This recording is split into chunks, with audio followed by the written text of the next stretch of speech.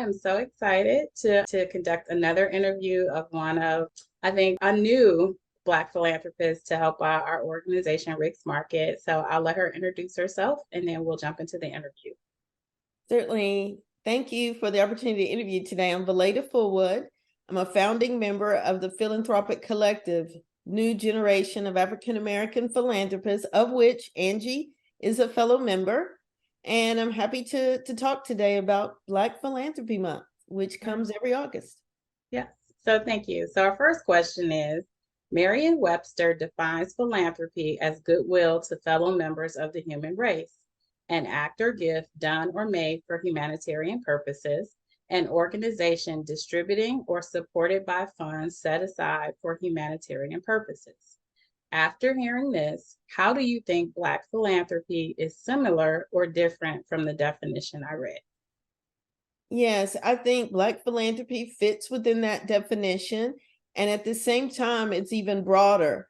I define philanthropy, specifically Black philanthropy, as love of what it means to be human.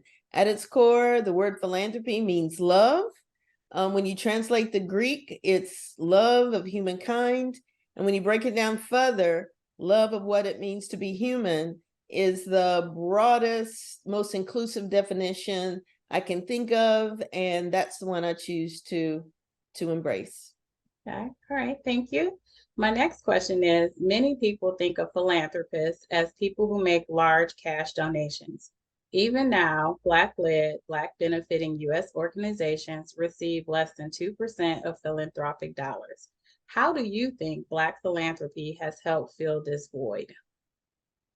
Right, I think it's vital. In fact, many of those nonprofits serving our communities are examples of Black philanthropy, people who give more than money and choose to dedicate their lives to a specific cause, an issue, an organization, and give not only money, but their time, their talent, their wisdom, and leverage the assets that they have to address concerns in our community and to express their love for humankind.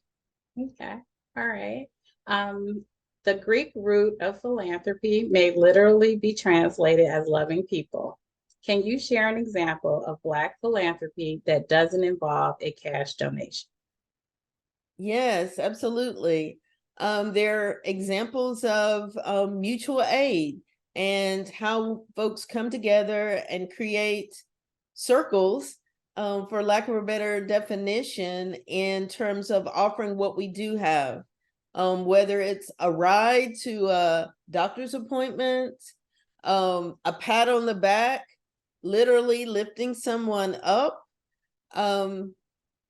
sharing our resources, baking a cake for someone who may be suffering a loss or grieving, taking soup and food to people who are sick, in all kinds of ways that we express love and care for each other. Okay, all right. And then, even though the term Black philanthropy has only been around for a couple of decades, the practice has its origins in African traditions and practices. What are your origins in Black philanthropy? For me, it really goes back to my church and my family, the community I grew up in Western North Carolina. Just saw examples of everyday philanthropy all around me, and was inspired by that. And those were my lessons for how to give back, how to be a part of a community, how to give freely and philanthropically. And while perhaps the phrase Black philanthropy might be somewhat new, I often say that we ain't new to this, but we're true to this. Going back to W.E.B. Du Bois in 1904, he noted the significance of our giving, and that Black people were more inclined to be philanthropic than any other race in the country. And he was looking back at the 1800s, and there are innumerable examples of Black people engaging in philanthropy. going back before this country was officially the United States. And in fact, our ways of giving help shape what we now know and call American philanthropy. Okay. All right. Thank you. And my last question. Thank you so much for your time, your talents, and your treasures. What advice do you have for future generations regarding Black philanthropy? My advice is to bring your full self. Don't fall into the trap of believing you have to give out of abundance, or you have to win the lottery, or be a professional athlete or entertainer to be a philanthropist.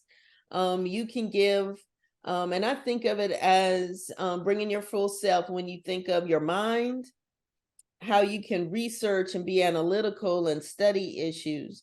You bring your hands and all the things your hands can do, from writing a check to, as I mentioned earlier, driving someone to an appointment or lifting someone up, feeding somebody.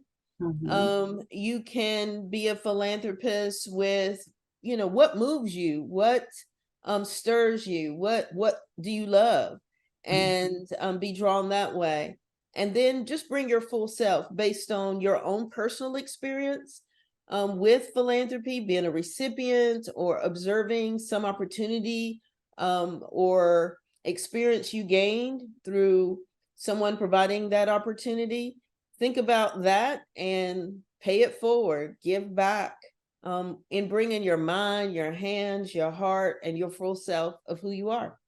All right.